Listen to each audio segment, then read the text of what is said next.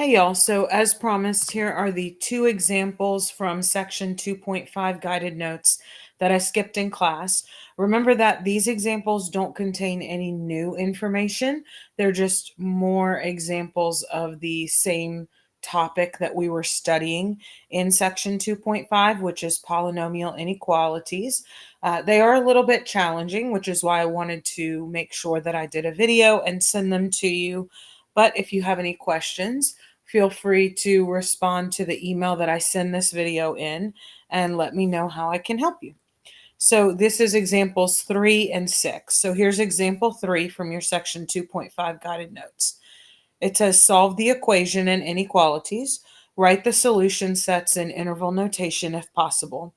So this particular problem from Alex always throws people off a little bit because it looks like you have to do 5 different problems, A, B, C, D, and E. However, if you'll pay close attention right here, you can see that all of those are exactly the same. The only thing that changes is the symbol right here. See, the left-hand side for all of these is negative x squared plus x plus 12, and the right-hand side is 0.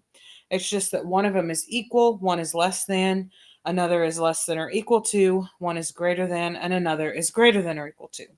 So what we're going to do to approach this problem is not look at it as 5 separate problems, but we're going to go ahead and do our 5 steps for polynomial inequalities as if this were one problem. So let's take a look.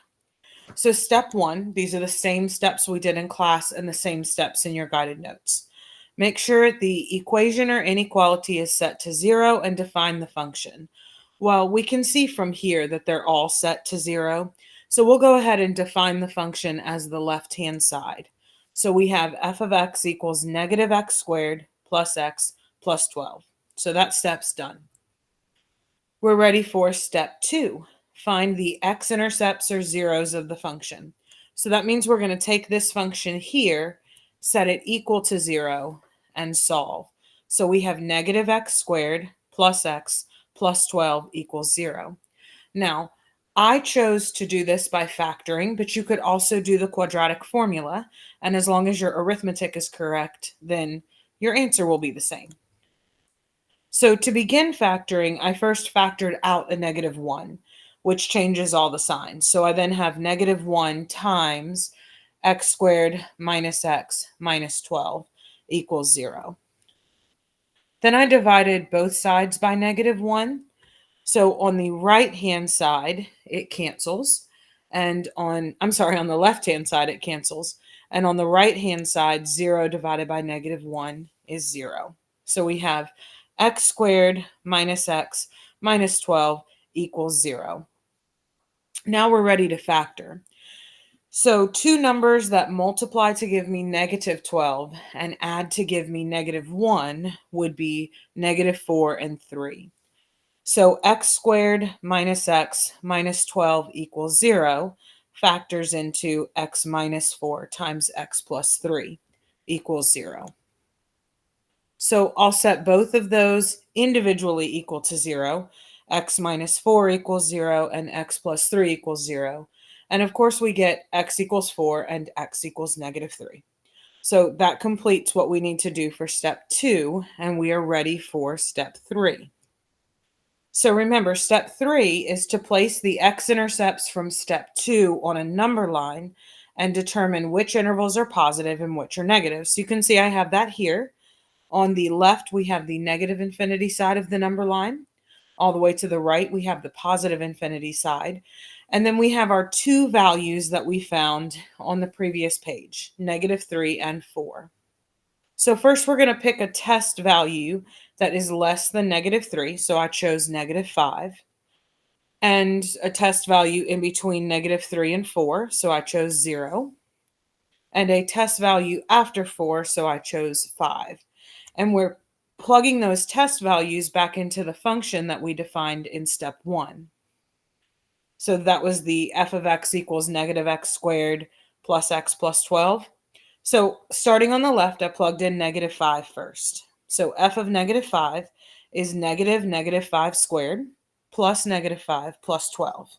And you get negative 18.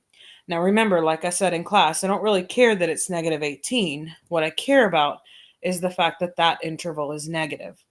So now I'm going to test the 0 in the middle. F of 0 is negative 0 squared plus 0 plus 12. Well, that's 12, which is positive. Again, I don't care that it's 12. I care that the middle interval is positive. And then last, I'm testing 5. So we have f of 5 equals negative 5 squared plus 5 plus 12. Put that in the calculator, you get negative 8. So that means that our last interval is negative. So we have 3 intervals. The first is negative, the second is positive, and the third is negative. And we're ready for steps 4 and 5, which I kind of combined.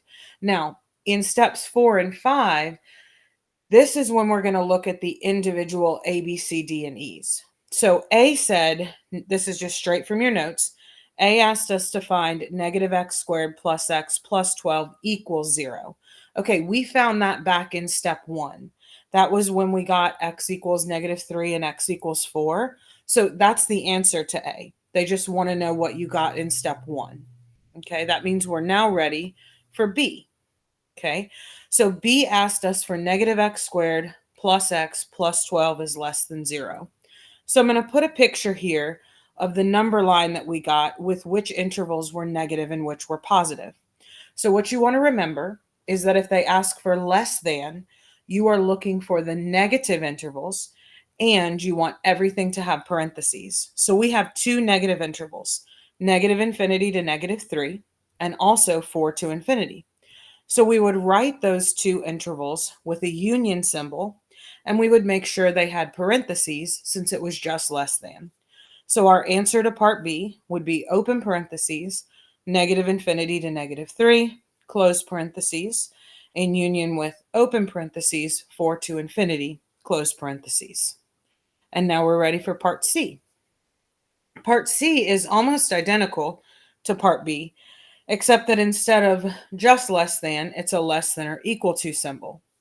So I'm going to put our number line up again. We're still looking for the negative intervals, but this time our numbers get brackets. So we still want the negative infinity to negative 3 and the 4 to infinity, but we're going to put brackets on negative 3 and 4. So our answer for C would be open parentheses, negative infinity to negative 3, bracket, union, bracket, 4 to infinity with a parenthesis. Okay, then we're ready for D. So now we're switching to greater than. So remember, with greater thans, we want the positive intervals. And it is just a greater than symbol. So we want the positive intervals and we want to keep parentheses. So the only positive interval is this one here in the middle. So we would just say that that is negative 3 to 4. So your answer to D would be open parentheses, negative 3 to 4, close parentheses. And last but not least is E. Looks like my answer got left up in the corner here, but that's fine. We have negative x squared plus x plus 12 is greater than or equal to 0. So again, here's our number line. And this is greater than or equal to. So we are still looking for the positive intervals. So it is still going to be that negative 3 to 4 that it was in part D. But we're just going to put brackets around the negative 3 and 4, as you can see up here in the upper right-hand corner. Must have put that answer twice there, but there's your final answer for part E. Okay, so that's how you're going to tackle the problem like example 3 when you get to it in your ALEKS homework. But for now, let's move on and try example 6.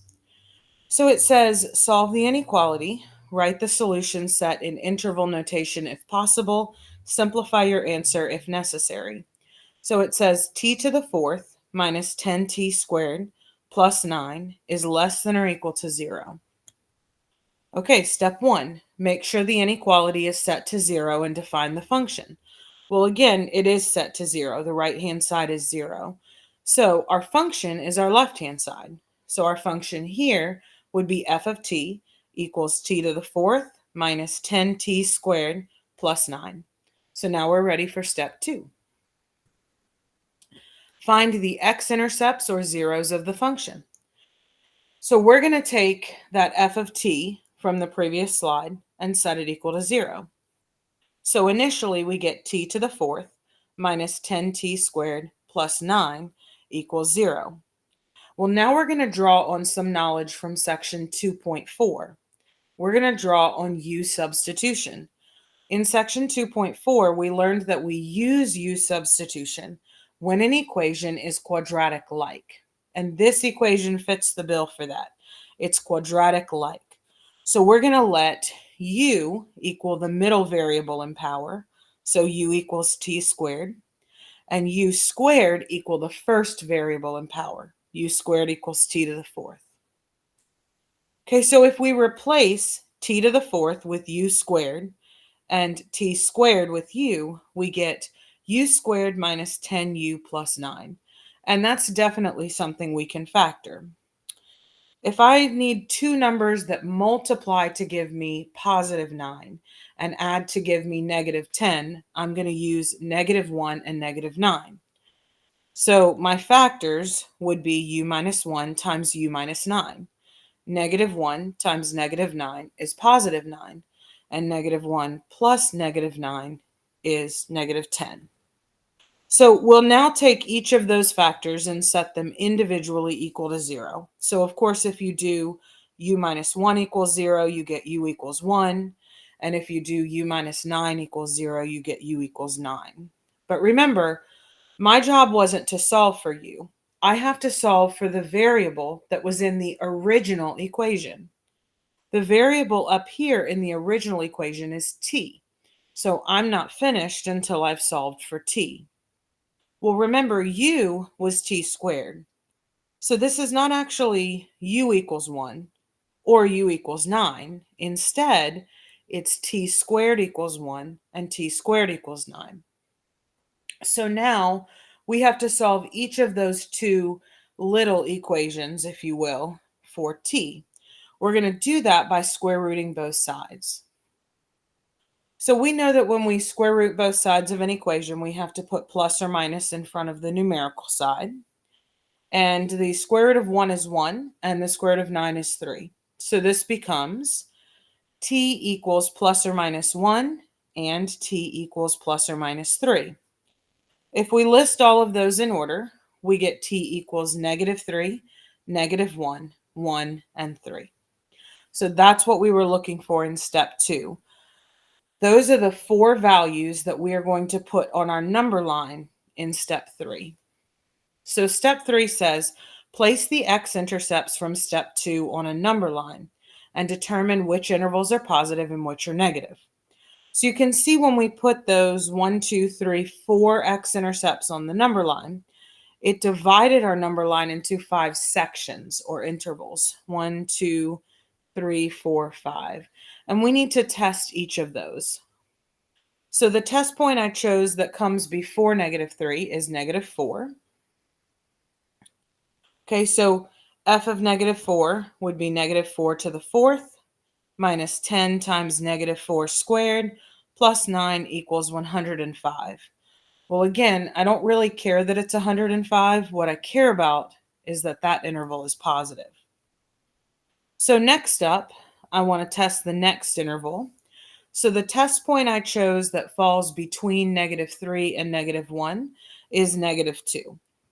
Now, I'm not going to keep writing out the long thing. If you plug negative 2 into the t to the fourth minus 10t squared plus 9 function, if you plug negative 2 into that, you get negative 15. So that interval is negative. Okay. For my test point between negative 1 and 1, I chose 0. So if I plug 0 into t to the fourth minus 10t squared plus 9, I get 9, which is positive. So the middle interval is positive. Then for my test point between 1 and 3, I think I chose 2. Yep. So if I plug 2 into that function, so it would be like 2 to the fourth minus 10 times 2 squared plus 9, you get negative 15. So again, that interval is negative. And then the last test point I chose, which had to be a number after 3, was 4. So if I plug 4 into the function, that would be like 4 to the 4th minus 10 times 4 squared plus 9. You get 105. So again, positive. So it looks like we switched every time. Positive, negative, positive, negative, positive. All right, so we made our number line. Step 3 often takes the longest, but we are ready for steps 4 and 5. So it says determine which intervals to keep and whether to use parentheses or brackets. Okay, so just put this up here as a friendly reminder of what was originally given to you.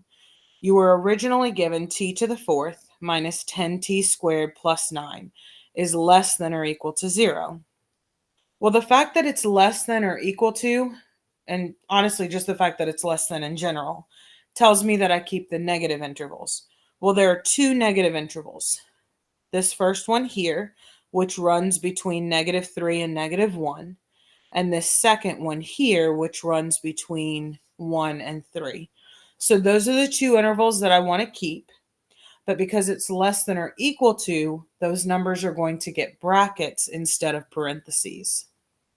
So my answer for this problem is bracket -3 to -1, bracket, in union with bracket 1 to 3, bracket. So that's it. That is the conclusion of examples 3 and 6, which were the 2 that we skipped in class. I hope this helps. And like I said in the beginning, don't hesitate to reach out if you have any questions at all. I wish you guys the best of luck with the rest of the semester as well as on the test.